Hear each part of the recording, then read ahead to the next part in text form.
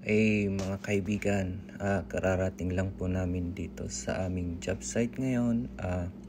Nagagawa po kami ng railing at mag-i-install kami ng aming wine rack para sa customer.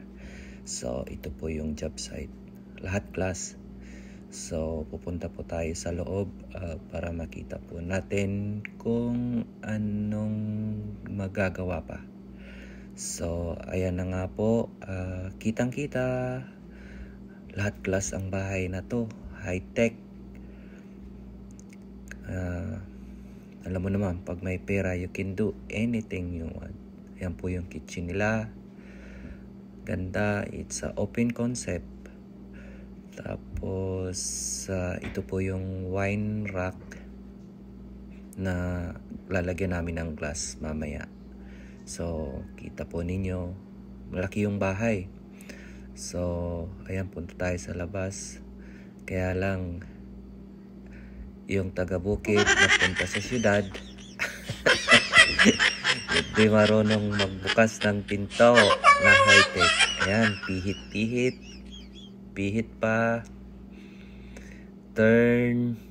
Hindi mabuksan eh. Sige, pihit. Pihit pa. Kawawa naman. Ako, baka makasira pa tayo dito. Sige, pihit. Mabubuksan din yan. Ayan. Finally. Nabuksan din. Tapos, ito po yung railing nila sa main deck. Ayan, makikita po ninyo. Malaki po yung deck nila. Tapos, kitang-kita din yung view. Kaya lang mayroon pa kaming ikakabit na isa kasi ginagawa yung plumbing last time. Ayan po yung glass, oh. Ayan. Ganda. Kahit medyo hindi okay yung weather, we have to do it. Ayan. Halos tapos na line up na po namin siya. Kailangan po kasing i-line up yung glass para pare-parehas yung spacing at saka yung pagka-level niya. So, ayan po. Naikabit na rin namin yung isang glass kanina. So, tapos ito naman po yung sa roof deck.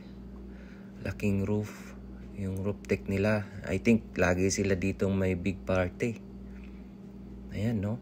Kitang-kita po ninyo. Tapos, maganda dyan pag summertime.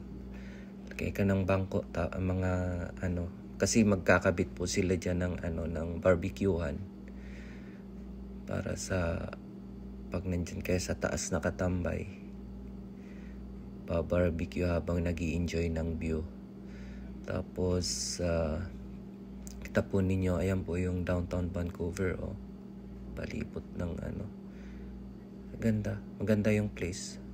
This house is probably, I don't know kung ilang milyon po yung presyo nito, pero for sure mahal. Lalo't bago yung bahay. Ayan na po yung yung wine room, naikabit na po yung glass. Wine na lang ang kulang. At ayan. At yan po, natapos na po namin yung aming wine rack. Konti na lang yung kulang at okay na. See you po sa next video. Bye-bye!